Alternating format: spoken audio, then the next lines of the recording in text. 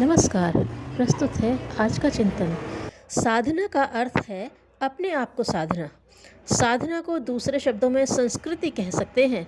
शरीरगत क्रियाशीलता, मनोगत विचारना और अंतरात्मा की भाव संवेदना का स्तर किस प्रकार ऊंचा उठाया जा सकता है और किस प्रकार पशुता को देवत्व में परिणत किया जा सकता है, इसी विद्या का नाम साधना है। आत्मचेतना के स्वरूप, उद्देश्य और दिशाधारा के निर्धारण में अध्यात्म विज्ञान के तत्व दर्शन ने भारी योगदान दिया है। नर कीटक एवं नर पशु के स्तर के अनगढ़ मनः स्तर को चिंतन को नैतिक एवं उपयोगी मर्यादाओं में बांधने का आदर्शवादी उत्कृष्टता अपनाने के लिए उपयुक्त प्रशिक्षण ब्रह्म विद्या के अंतर्गत किया गया है। उसी आधार पर यह संभव हो सका है कि सामान्य स्तर का मनुष्य तनधारी जीव अपनी प्रतिभा एवं प्रखरता को समुन्नत बनाते हुए महामानव कहलाने का अधिकारी बने। जीवात्मा के क्रमिक विकास करते हुए महात्मा, देवात्मा एवं परमात्मा के स्तर तक पहुँचे। आत्मविज्ञान के अंतर्गत चेतना को समुन्नत बनाने वाले सभी प्रयास आते हैं, उन्हें अध्यात्म साधना कहते हैं। उपयोगिता की दृष्टि से जितना महत्व भौतिक प्रगति एवं व्यवस्था का है, उससे अधिक महत्व आत्मचेतना के परिष्कार का है। चेतना का स्तर ऊंचा हो तो आंतरिक उत्कृष्टता के कारण अभावग्रस्त परिस्थितियों एवं प्रतिकूलताओं के बीच रहते हुए भी हंसता हंसाता हल्का फुल्का जीवन जिया जा सकता है। अतः विचारशीलों ने भौतिक प्रगति के लिए किए गए साधना प्रयासों की तुलना में आत्मिक प्रगति के लिए किए जाने वाले पुरुषार्थ को असंख्य गुना महत्वपूर्ण बताया है। बीज में समूचे वृक्ष का ढांचा विद्यमान रहता है। अखिल ब्रह्मांड में संव्याप्त भौतिक शक्तियों एवं आत्मिक विभूतियों का जो भांडागार भरा पड़ा है, वह बीज रूप में मानवीय सत्ता के भीतर विद्यमान है। ब्रह्मांड का छोटा स्वरूप पिंड मनुष्य कलेवर है। इसके गर्भ में ब्रह्म चेतना की सभी विशेषताओं एवं क्षमताओं को प्रसुप्ति से जागृति में बदला जा सकता है। सामान्य से असामान्य बन सकने की इस प्रक्रिया को आत्म साधना का एक अंग कहा जा सकता है। आत्म साधना भारतीय विज्ञान की भौतिक विशेषता है। इसी आधार पर इस देश के 33 कोटि नागरिक देव मानवों में गिने जाते थे और उनकी वह निवास स्थली भारत भूमि स्वर्गादपि गरीयसी मानी जाती थी। श्रेष्ठ व्यक्तियों का जहाँ निवास होगा, वहाँ उत्कृष्ट परिस्थितियाँ अनायास ही बनी रहेंगी। जिस देश के नागरिकों के दृष्टिकोण में उत्कृष्टता और व्यवहार में आदर्शवादिता कूट कूट कर भरी हो, उसका वातावरण स्वर्ग जैसा और आचरण देवताओं जैसा होना चाहिए। चेतना पर छाई प्रसुप्ति को जागृति में परिवर्तित करना आत्म साधना का उद्देश्य है। मनुष्य जन्म के अनुरूप आस्थाएं विकसित करने के लिए पिछड़ी प्रवृत्तियों को उखाड़ना आवश्यक होता है। परिष्कृत मनः स्थिति में रहने वाले सहज ही समुन्नत परिस्थिति प्राप्त कर लेते हैं। यह तथ्य सर्वविदित है।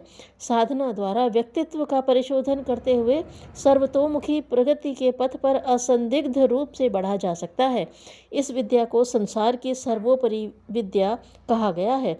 भौतिक विज्ञान के सहारे पदार्थों को उपयोगी बनाया जाता है।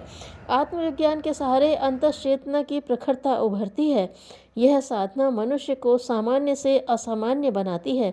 उसके पशु संस्कार घटते और दैवी तत्व बढ़ते चले जाते हैं।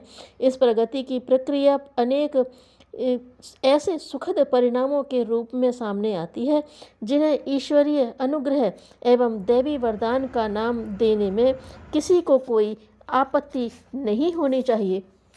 आत्मिक साधनाओं का फल चमत्कार समझा जाता है और उसे सिद्धि नाम दिया जाता है। वस्तुतः आत्म साधना के आधार पर आत्मचेतना की गहरी परतों को उभारने की, प्रसुप्त शक्तियों के जागरण की प्रक्रिया संपन्न होती है और उसके सहारे जो असाधारण स्तर के सत्परिणाम उत्पन्न होते हैं, उन्हें सिद्धि कहा जाता है। साधना का प्रयोजन अपने अविवेक और अनाचार का निराकरण करना है। अपनी कामनाओं का परिशोधन एवं दृष्टिकोण भी साधना का उद्देश्य कहा जा सकता है। कर्तव्य में देवत्व का समावेश करना तथा चिंतन में घुसी कुत्साओं के उन्मूलन में जुटा देना साधनात्मक क्रियाकलापों का प्रमुख संकेत है। साधना एक आध्यात्मिक व्यायाम प्रक्रिया है जिसके आधार पर आत्मबल बढ़ाया जाता है और देव वर्ग की सत प्रवृत्तियों का अभिवर्धन किया जाता है। इस आत्म परिष्कार के फलस्वरूप उन विभूतियों की चाबी हाथ लग जाती है जो परमेश्वर ने पहले से ही हमारे भीतर रत्न भंडार के रूप में सुरक्षित कर दी है। साधना अंतःकरण में वह प्रकाश उत्पन्न करती है जिससे अपने लक्ष्य और अपने कर्तव्य को समझा जा सके। साधना वह शक्ति प्रदान करती है जिससे आत्मबल विकसित हो सके और सन्मार्ग पर चलने के लिए पैरों में अभीष्ट क्षमता रह सके।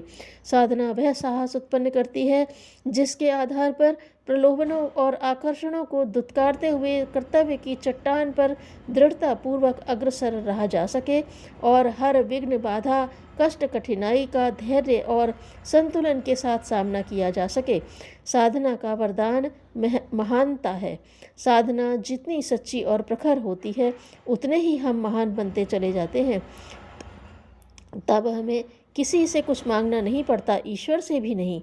तब अपने पास देने के लिए बहुत कुछ होता है, इतना अधिक कि उसके आधार पर अपने को, संसार को और परमेश्वर को संतुष्ट किया जा सकता है। युग की सबसे बड़ी मांग है कि भौतिक प्रगति पर आध्यात्मिकता का अंकुश स्थापित हो, अन्यथा बढ़ा हुआ वैभव उद्दंड तक्षक की तरह अपने दूध पिलाने वालों को ही डस लेगा। व्यक्ति और समाज का हित इसी में है कि भौतिक दरिद्रता की भांति ही आत्मिक क्षेत्र में धंसी संकीर्णता को मार भगाया जाए। इस क्षेत्र में मूर्धन्य विभूतियों द्वारा प्रयत्न नहीं किए जा रहे हैं, हमें शक्ति भर प्रयास करना चाहिए। प्रेम भाव ही मनुष्य के सुदृढ़ संबंधों का आधार है। धन्यवाद।